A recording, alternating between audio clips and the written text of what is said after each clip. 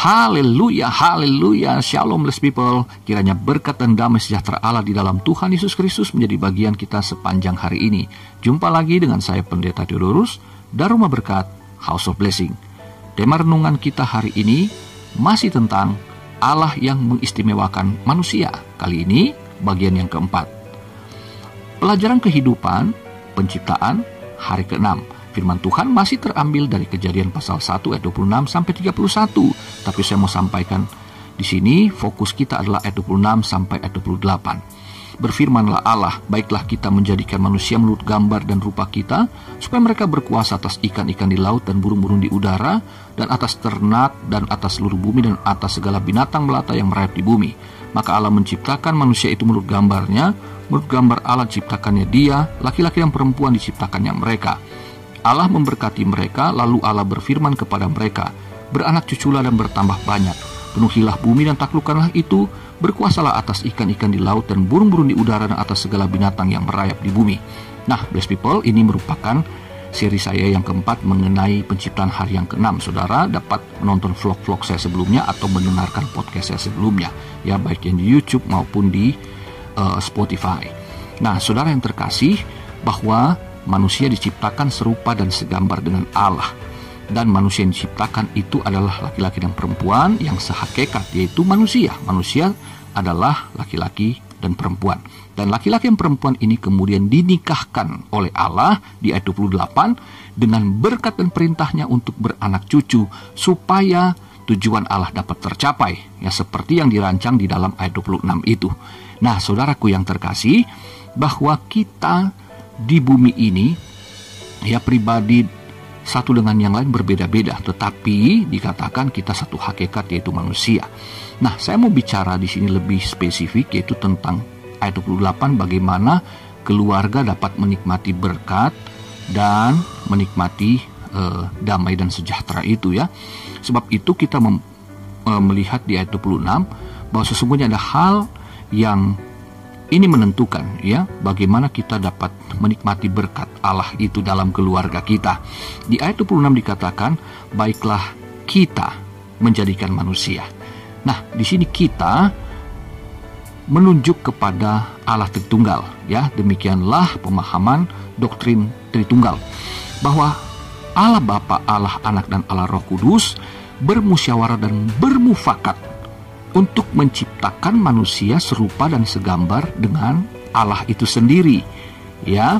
Kemudian hasil permufakatan itu dieksekusi dalam penciptaan di ayat 27. Jadi apa yang mereka pikirkan, apa yang Allah Tritunggal pikirkan, kemudian dimusyawarahkan, dimufakatkan, diambil keputusan, lalu dilaksanakan, dan jadilah manusia.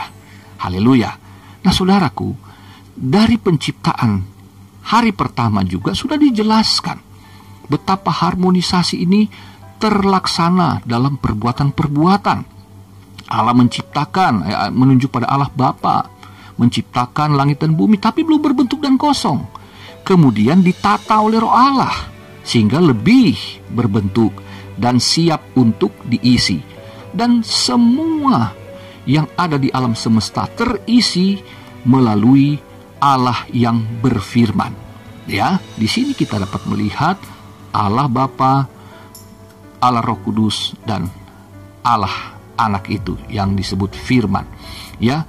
Bagaimana alam semesta tertata dengan begitu harmonis, seimbang, dan indah. Demikian juga keluarga saudara dan saya harmonis, tertata dengan baik, dan menikmati kebahagiaan jika kita serupa dan segambar dengan Dia. Nah, bagaimana bisa serupa dan segambar dengan Dia? Ya, teladani Dia. Allah yang harmonis, karena mereka biasa bercakap-cakap di sana. Dikatakan mereka bermusyawarah, bermufakat. Bagaimana dengan keluarga saudara dan saya? Ketika kita punya pergumulan, apakah kita biasa menyelesaikannya sendiri? Ketika kita mempunyai pemikiran, apakah kita biasa menyimpannya sendiri? Mari nyatakan, ya, pemikiran kita satu dengan yang lain, ya. Ketika komunikasi itu lancar antara suami istri dan orang tua dengan anak, maka pasti akan terjadi di sana harmonisasi, saudaraku, ya. Kalau saya berbicara dengan istri saya, maka kami selalu punya rencana mengenai keluarga kami ke depan mau seperti apa. Anak-anak kami rencanakan untuk masuk sekolah, ya, untuk tahun ajaran baru seperti apa. Ya, anak kami yang tertua akan masuk SMA tahun ini, minggu depan akan ujian. Anak kami yang bungsu akan naik kelas ke kelas 4 SD. Nah, kami sudah memikirkan mengenai anak yang sulung ini mau SMA atau SMK. Kami tawarkan kepadanya. Kami berdiskusi, kami berkomunikasi, dan anak kami ini menceritakan tentang keinginannya untuk masuk sekolah setelah SMP ini. Kemudian kami mulai memikirkan, oke, biayanya berapa? Kalau dapat negeri, kalau dapat swasta, andaikan tidak diterima di negeri. Lalu kemudian anak bungsu kami, tentu SPP-nya akan naik lagi. Ya, setiap tahun kan pasti naik. Berbeda kelas pasti beda angka pembayaran SPP-nya. Tetapi kami berkomunikasi. Yang pertama, ketika komunikasi antar kami sudah terjadi, maka sekarang bagaimana kami dapat melaksanakannya? Nah, disinilah permufakatan terjadi dengan keluarga di sorga yang pertama-tama. Saya, istri, dan anak-anak, kami selalu senantiasa setiap malam kami selalu berdoa bersama, kami bedstone keluarga, kami menghadap Allah, kami memohon pertolongan, perkenanan, kami memohonkan rahmat, kasih karunia dari sorga. Keluarga Allah Tritunggal yang kami imani dalam nama Tuhan Yesus Kristus itu, kami percaya dialah sumber kehidupan bagi keluarga kami. Dialah sumber yang dapat mencukupkan segala kebutuhan anak-anak kami. Dialah sumber daripada segala yang dibutuhkan oleh anak-anak kami untuk memasuki sekolah yang terbaik. Demikian juga dengan keluarga Allah yang kami pimpin sebagai gembala jemaat. Jemaat adalah anak-anak rohani. Kami berbicara ketika ada program gereja, kami bersama-sama. Oke, saya mengajukan pertanyaan, apa yang Bapak Ibu mau untuk kita mengalami kemajuan. Lalu mereka mulai menyampaikan pemikiran dan kita berdiskusi bersama-sama, bermusyawarah, bermufakat. Lalu kami bawa dalam doa, kemudian kami laksanakan apa yang telah kami putuskan, yang kami imani berdasarkan tuntunan Tuhan Allah itu sendiri. Nah, saudaraku, ketika kita terbiasa berkomunikasi dalam rumah tangga kita, maka saya percaya harmonisasi itu pasti terjadi karena kasih Allah akan melingkupi keluarga kita. Kita biasa bermusyawarah, bermufakat, maka kita senantiasa terbiasa untuk dapat menerima masukan, kritikan, dan juga mengevaluasi diri.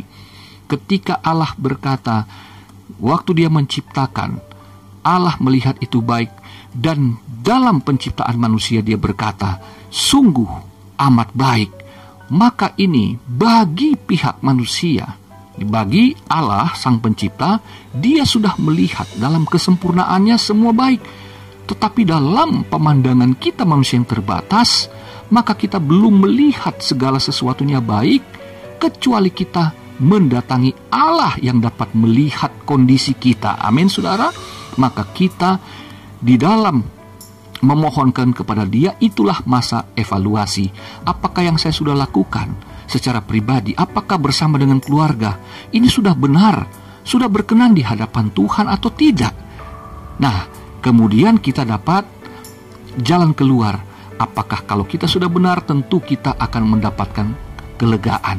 Tetapi kemudian kita juga harus mengevaluasi. Ketika Tuhan memimpin kita, memberikan pengertian bahwa itu belum benar, belum tepat sesuai dengan jalan Tuhan, maka tentu kita harus merubahnya. Sehingga kehidupan kita harmonis bersama-sama dengan keluarga Allah yang ada di sorga, Allah Tritunggal, maka kita yang ada di bumi, keluarga di bumi, dapat menikmati kebahagiaan karena kasih, kemurahan, dan berkat sorga dari Allah Tritunggal itu menjadi bagian kita semua. Kiranya kita setiap waktu dapat harmonis dengan Allah, dan kita juga dapat harmonis dalam rumah tangga kita. Sampai jumpa lagi, Tuhan Yesus memberkatimu. Haleluya, blessed people.